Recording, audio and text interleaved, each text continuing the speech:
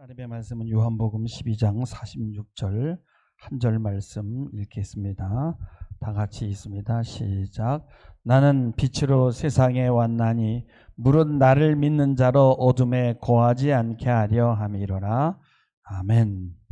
오늘 우리 주일학교 아이들 이제 성탄 축하 공연이 4개나 있다 그래요. 그래서 설교를 좀 짧게 해달라고 했습니다. 그래서 사실 설교를 짧게 하는 게 더 어렵습니다. 왜냐하면 필요한 것만 얘기해야 되니까 길게 하면 되는 대로 짓거리면 되는데 짧으면 요점만 얘기해야 되거든요. 원래는 1분에서 4분짜리가 가장 어려워요. 한 15분에서 한 20분 정도면 참 엄청 긴 시간이죠. 개신교는 캐톨릭에 비해서 설교를 좀 중시합니다. 그래서 행위보다는 말을 많이 해야 되는 구조라서 그만큼 기독교의 본질과 멀어지게 되고, 성도들도 그 긴 설교를 듣느라고 인내하고 참았으니까 이제 좀 이렇게 보상이 좀 되는 거예요. 그러다 보니까 삶을 제대로 살지 않아도 되는 것처럼 이렇게 우리가 착각을 할 수 있죠. 설교를 5분에서 10분만 하라는 교회법이 있었으면 좋겠어요. 그러면은 더 깊이 생각하게 되고 필요한 말만 하고 어떻게 살아야 되고 어떻게 행동해야 되는가에 아마 더 신경을 쓸 것입니다. 목사라는 일은 참 역설적이게도 말만큼 그렇게 삶을 살기가 힘든 그런 일입니다. 이게 기독교가 어쩌면은 쇠퇴해가는 이유일 수도 있어요. 삶으로 살아내는 것보다 책상에 앉아서 예수를 믿는 게 훨씬 더 쉽거든요. 저나 여러분이나. 인류가 생긴 이래로 실체에 대해서 사람들은 끊임없이 생각하고 연구했어요. 실체가 뭐냐? 우리의 삶이 그림자냐? 근데 이런 거 연구하는 거 더 쉬워요. 삶보다도. 삶은 얼마나 힘들고 얼마나 치열합니까? 그리고 최근 학자들이 내린 결론은 뭐냐면은 실체는 없다라는 거예요. 특별히 동양의 그 철학과 종교가 그래요. 우리 실체는 없고 연기만 있다. 연기라는 건 뭐냐면 연하여서 일어나는 것인데 어떤 조건에 연해서 일어나는 거예요. 그래서 이것이 있으므로 저것이 있고, 그리고 어떤 조건에 기대어서 존재하는 거예요. 이 무상하고 가변적인 세계에서 불변의 것은 없고 진리도 없어요. 진리란 가변적이고 무상하고 덧없어요. 근데 이 현대 서양 학문도 이 뒤늦게 동양 철학을 따라갑니다. 아무것도 없음이, nothing이 우리의 삶 한가운데로 들어와서 우리가 한 마리 벌레처럼 되는 거예요. 그래서 뭐 그런 소설이 굉장히 많아요. 뭐 구토라는 것도 그렇고, 그 카프카의 갑자기 좀 생각이 나질 않네요.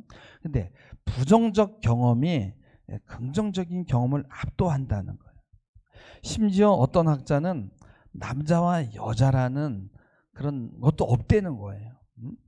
사랑도 인간이 만들어낸 가면놀이라는 거예요. 진리는 세계 저편에 있다고 했다가 이게 너무 추상적이니까 이 세계에서 진리를 찾아야 된다고 하는데 이 세계에서 진리를 또 이론으로 찾으려고 하니까 허무한 거예요. 허무주의가 되는 거예요.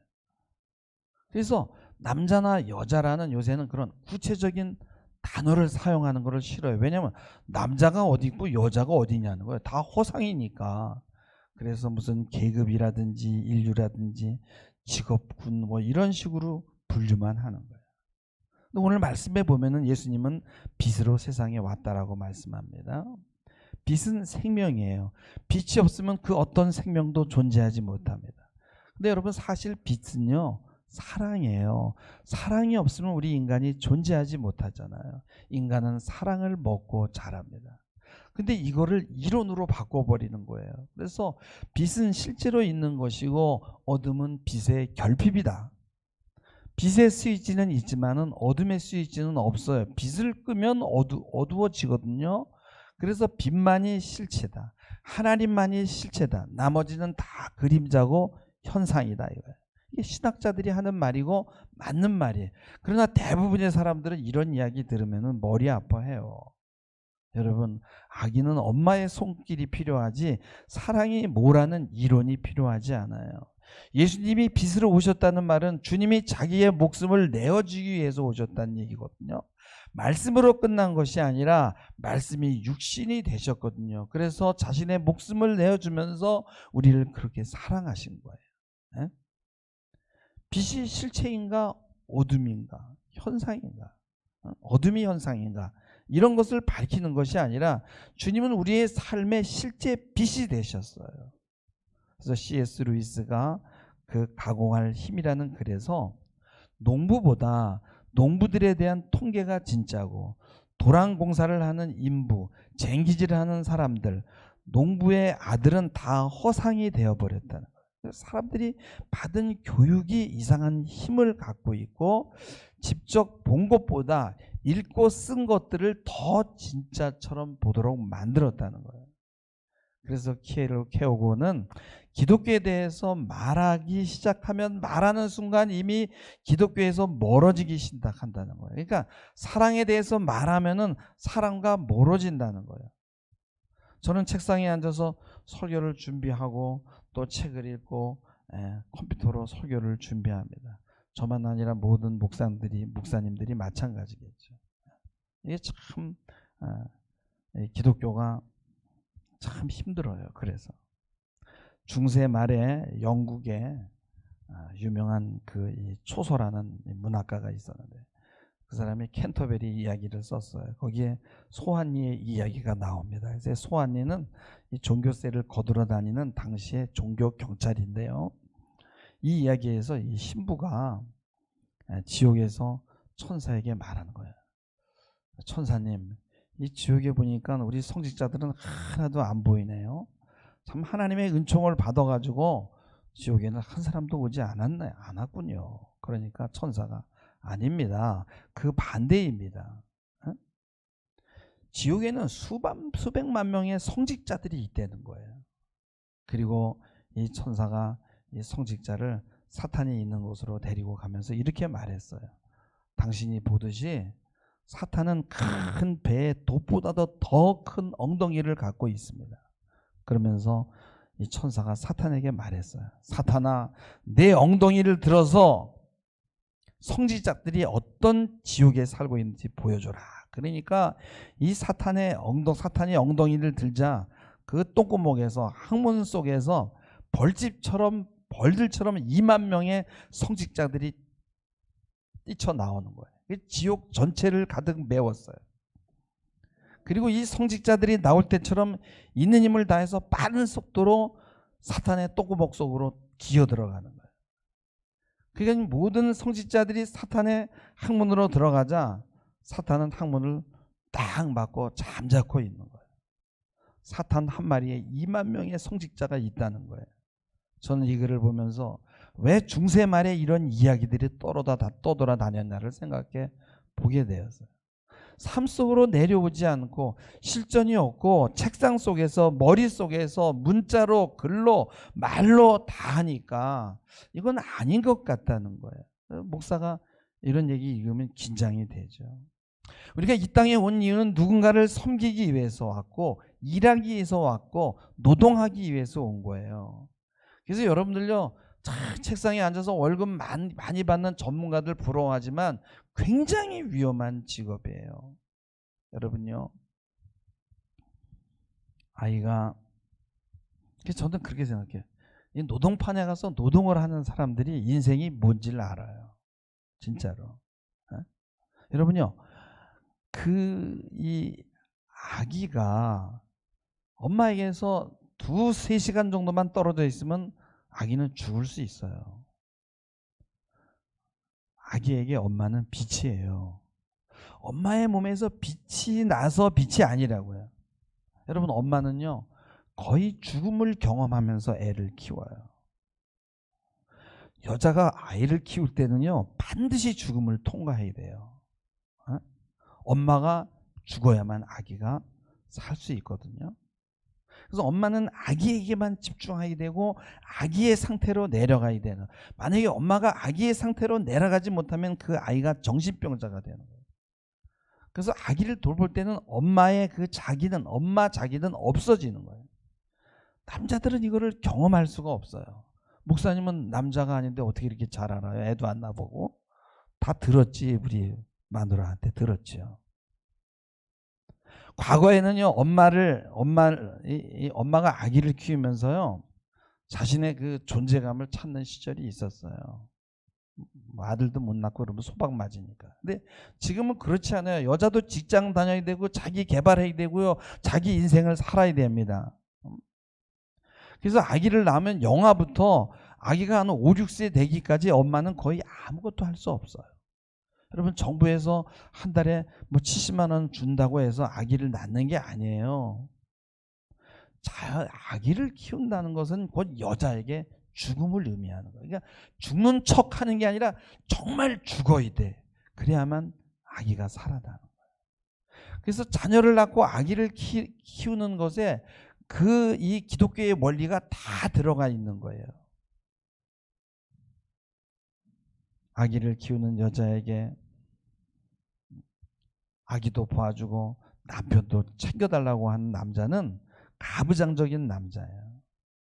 아기를 품고 있는 여자는요, 다른 곳에 신경을 쓸 수가 없어요. 거의 정신병자처럼 자기 아기에게 집중하게 되는 거예요. 그 남자들은 이거를 모르는 철부지들이 많아요. 이제 결혼해가지고 얼마 안 됐는데, 제가 부조까지 했는데 전화가 온 거예요. 이제 아기가 아직 돌도 안 지났는데 이혼하겠다는 거예요. 그래서 왜 그러냐 그랬더니 자기 마누라가 정신병자라는 거예요. 당연합니다. 아기를 키울 때는요, 여자는 정신병자처럼 되는 거예요. 왜 하나님이 우리 인간을 사슴처럼 그냥 쑥 빼고 한 30분 있다가 뛰어다니지 않게 만들었는지 한번 여러분 생각해 봐야 되는 거예요. 왜냐하면 죽음을 경험하기 위해서, 그러니까 사랑이 뭔지를 알게 하기 위해서. 이게 사랑이 곧 빛이에요. 여러분, 아기라는 말에는 단수가 없어요. 항상 엄마가 옆에 있기 때문에 아기는 복수가 돼야 되는 거예요. 아기 들인 거예요. 빛이라는 건 뭐예요? 누군가가, 힘없는 자 옆에 누군가가 같이 있어주는 거예요. 예수가 빛으로 왔다는 것은 임마누엘이거든요. 임마누엘은 뭐야? 하나님이 너희들과 함께 계신다는 거예요. 하나님이 이 힘든 세상에 함께 계시는 거예요. 이 세상이 얼마나 힘들어요. 그 호롱불 전기를 저도 썼었어요, 어렸을 때는. 그리고 전기가 들어왔던 그 날을 뚜렷이 기억을 해요. 중학교 때 전기가 저희 집에 처음으로 들어왔어요. 그러고 나서 금방 또 얼마 안 있다가 TV가 들어오더라고요. 그러니까 이 호롱불이 있을 때는 이 효율 문화가 아니라 배려의 문화였어요. 집은 뭐 과시하고 손님을 초대하기 위한 공간이 아니었어요. 그죠? 해가 뜨면 일어나서 밭에 나가서 일하고 어둑어둑해지면 들어와서 밥해 먹고 그냥 잠자는 공간이야. 그래서 천정도 낮고 집을 작게 져야 돼요. 왜냐면 나무를 불 때는데 나무가 얼마나 잡아먹는지 몰라요, 나무를. 그리고 자연과 함께하는 삶. 그래서 자연을 이용해서 효율을 높이는 것이 아니라 자연은 생명의 일부고 자연이 나를 품어주고 나는 자연을 보호해주고 함께 살아가고 서로 배려했어요. 근데 전기가 들어오면서 이 불로 인해서, 전기불로 인해서 삶의 리듬이 바뀌기 시작했어요. TV가 들어오고, 그리고 모든 과학은 이 빛을 연구하면서 발전하는데, 태초에 땅이 혼돈하고 공허하며 흑암이 깊음 위에 있었죠. 이르시되 빛이 있으라 하시니 빛이 있었어요. 빛은 이 혼돈을 정리하는 거예요. 우리는 이 빛을 이용해서 우리의 몸을 들여다보고 병을 고치고 빛의 파장을 이용해서 온갖 것을 다 합니다. 스마트폰으로 빠르게 여러분 소통하고 문자를 주고받아요. 우리는 주님보다 과학의 힘을 더 의지하고 주님에게서 돌아서요. 밤늦게까지 불을 밝히면서 고스톱을 하면서 죄를 더 짓습니다. 여러분, 빛의 종류는 보이지 않는 감마선, X선, 자외선, 적외선, 전파 같은 것들이 있는데 우리는 이 보이는 가시광선에 의해서 일상을 살아가고 색을 구분합니다. 빛의 종류에 따라 쓰임새가 다 다르거든요. 문명의 발달은 이 빛의 성질을 연구하고부터입니다. 그러나 우리 인간은 죄 때문에 이 빛을 이용해서 기계를 만들고 효율의 문명으로 돌아섰어요. 이 빛으로 공간을 넘어서고 거리를 좁힙니다. 그리고 사람을 감시하고 무기를 발사하는 데 사용하고요. 그리고 이 빛으로 자연을 파괴해요. 빈부의 격차를 심화시킵니다. 지금 세상은 사랑의 빛이 점점 줄어들고 물리적인 빛만 창궐하고 하고 있습니다. 제가 어저께 KBS 다큐 인사이드를 보았는데 불란서에서 사역하시는 예술가신데 83세 되신 추상 화가인데 이름이 김인중이에요. 김인중 신부에 대해서 방영을 하더라고요. 근데 그분이 이런 이야기를 해요. 색깔은 빛의 생책이다. 결국 색깔은 사라지고 빛만 남는다는 거예요. 전 이 말을 들으면서 맞아. 믿음, 소망, 사랑 중에 사랑이 제일이지 결국은 사랑만 남는 거야 라는 그런 생각을 했어요. 이 물리적인 빛의 연구는요 점점 세상을 어둡게 합니다. 주님이 빛이라는 이 신학적인 이 연구도 이 연구가 그렇게 뭐 세상을 밝게 하는데 도움이 되지 않아요. 오늘 말씀 나는 빛으로 세상에 왔나니 물은 나를 믿는 자로 어둠에 거하지 않게 하려 합니다. 물을 낳는 믿는 자 무엇을 믿어요? 생각해 보세요. 빛으로 세상에 왔다는 것은요 예수님의 몸에 이렇게 광채가 났다는 게 아니에요. 우리 그런 그림들 많이 보잖아요. 예수님이 하신 일은 고통받는 자, 병든 자, 외로운 자들과 함께하는 것이었어요. 그리고 주님은 그들의 빛이 되셨습니다. 주님을 믿는 자들은 주님이 가신 길을 따라가는 거예요. 모든 사람이 빛을 찾아 헤매고 있어요. 사랑을 찾아 헤매는 것이 인류의 역사예요. 그래서 사랑 대신에 다른 걸로 계속 대체를 하지만 결국은 사랑이 필요한 거예요. 낙심과 절망과 좌절 앞에서 방황합니다. 어디에 빛이 없을까? 어디에 소망의 빛이 없을까? 어디에 나를 인정해주고 나를 사랑하는 사람이 없을까? 그러나 우리 인간은요 1초당 지구를 7바퀴 반을 도는 그 빛의 속도를 이용해서 기계를 만들고 심지어는 인공위성까지 빛의 속도로 날아가는 걸 만들려고 하는데 아직 못 만들었죠.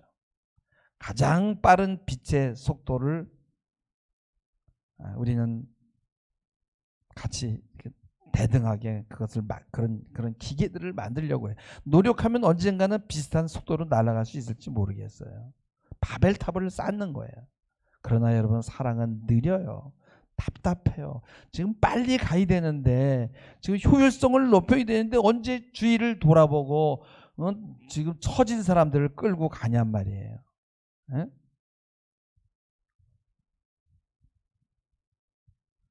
그러나 여러분 사랑은 느린 것 같지만 가장 빠른 길이에요. 주님이 빛으로 세상에 오셨다는 말은 사랑으로 오셨다는 거예요. 성탄이 제일 먼저 알려진 것은 들에서 양치는 목동이었어요. 가장 낮은 신분의 사람들이었어요. 여러분 이 세상은 칠흑같이 어둡습니다. 미래는 불투명하고요. 지옥이 우리를 기다리고 있어요. 이런 가운데 주님이 빛으로 오셨어요. 빛을 연구해서 첨단 과학으로 문명을 발달시키지만은 사람들은 어두워서 몸부림을 치고 있어요. 앞으로 이 물리적인 빛이 사람들을 점점 더 절망으로 끌고 갈 거예요. 여러분들은 직장을 더 잃어버릴 것이고요. 로봇들이 일할 것이고요. 그래서 사랑이 바로 하나님의 말씀이 빛이라는 것을 이 문명이 지금도 증명하고 있어요. 그래서 앞으로는 복음의 기회가 점점 더 많아지게 될 거예요. 사람들은 이 문명 때문에 예수 전하기가 더 힘들다고 하지만요. 여러분요. 그렇지가 않아요. 이제 앞으로 보세요.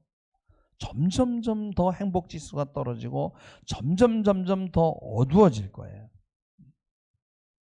이 어두운 세상에 주님이 빛으로 오셨습니다. 여러분 이 성탄절을 맞이해서 사랑의 빛, 참된 빛으로 오신 그 주님을 생각하시고 주님이 가신 그 길들을 따라가는 여러분들 되기를 주님의 이름으로 축원합니다. 기도하시겠습니다. 주님, 일체의 잡다한 빛을 끄고 어두움 가운데 참된 빛을 보게 하시고 그 빛의 삶을 우리도 따라가는 그러한 주님의 제자가 되게 하옵소서. 감사드리며 예수님의 이름으로 기도하옵나이다. 아멘.